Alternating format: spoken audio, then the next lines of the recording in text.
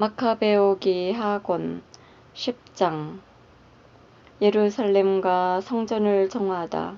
마카베오와 그의 군사들은 주님의 인도를 받아 성전과 도성을 탈환하고 이민족들이 광장에 만들어 놓은 제단들과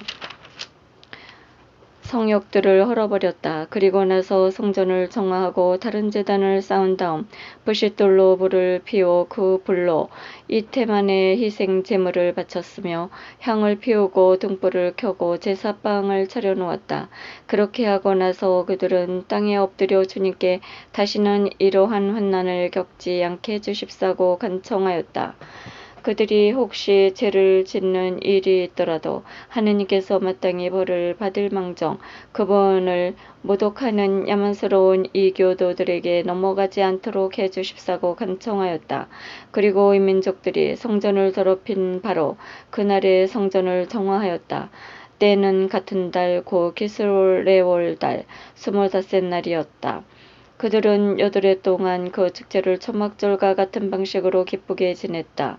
그러면서 얼마 전까지만 하여도 자기들이 이 초막축제 동안의 산과 동굴에서 들짐승들처럼 살았던 일을 기억하였다. 그렇게 하여 그들은 나뭇잎으로 장식된 지팡이와 아름다운 나뭇가지와 야자나무 가지를 들고서 당신의 거처를 정화하도록 잘 이끌어주신 그분께 찬미가를 불렀다. 그리고 나서 온 유다 민족의 해마다 같은 날에 축제를 지내기로 공적인 결의에 따라 정한 법령을 공포하였다. 프톨레마우스 마크론이 자살하다. 에피페네스라고 하는 안티오코스의 말로는 이러하다. 이제 이 사악한 자의 아들인 안티오코스 에피파토로 치아에서 일어난 일들을 이야기하고 여러 전쟁이 가져온 환난에 관하여 간단히 이야기하고자 한다. 에우파토르는 왕권을 이어받자 리시아스라는 자에게 행정을 맡기고 고일레 시리아와 페니키아의 최고 총독으로 삼았다.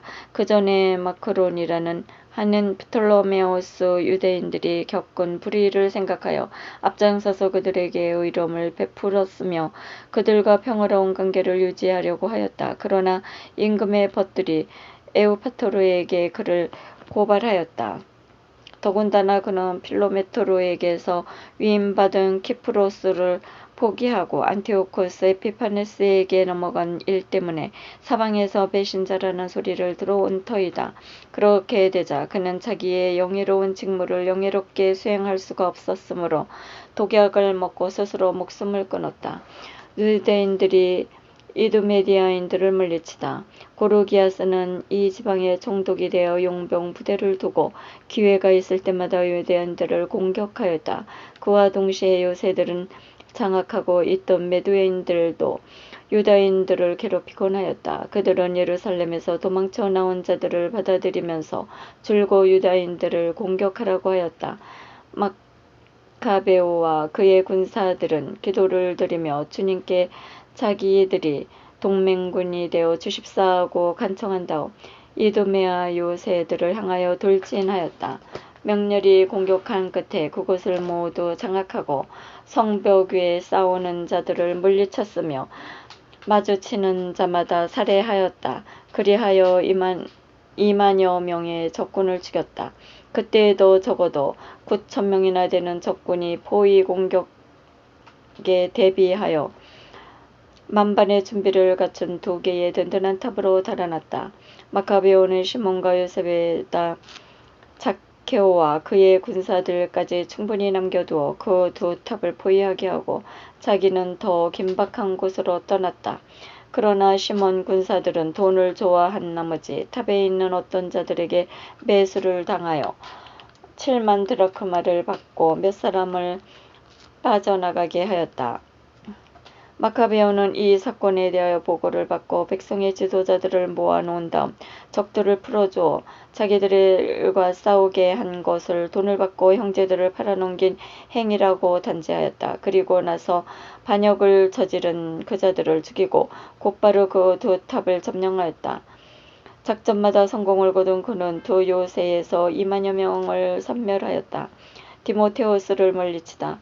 전에 유다인들에게 패배한 적이 있는 디모데후스는 막강한 용병 부대를 모으고 적지 않은 아시아의 기병들을 모집한 다음 유다를 공격하여 점령하려고 왔다. 디모데오가 다가오자 마카베오와 그의 군사들은 머리에 흙을 뿌리고 허리에 자루옷을 두르고서 하느님께 탄원하였다. 제단발치에 엎드려 그들은 하느님께 자기들을 어여삐 여기시어 율법서에 명시된 대로 자기의 원수들에게 원수가 되어주시고 적들에게는 적이 되어주십사고 간청하였다. 그들은 기도를 마친 뒤에 무기를 들고 도성에서 꽤 먼 거리까지 진군하여 적군에게 가까워지자 멈췄다. 양쪽 군대는 동이 트자마자 교전을 하였다. 한쪽은 성공과 승리의 보증으로 용맹뿐만 아니라 주님에 대한 신뢰를 가지고 있었지만 다른 한쪽은 광분에 이끌려 싸울 따름이었다. 전투가 격렬해졌을 때 하늘에서 위풍당당한 사람 5이 금 제갈을 물린 말을 타고 적군에게 나타나 유다인들을 이끌어 나아갔다. 그들 가운데에서 둘이 마카베오 양쪽에 서서 그가 부상을 입지 않도록 자기들의 무장으로 보호해 주었다.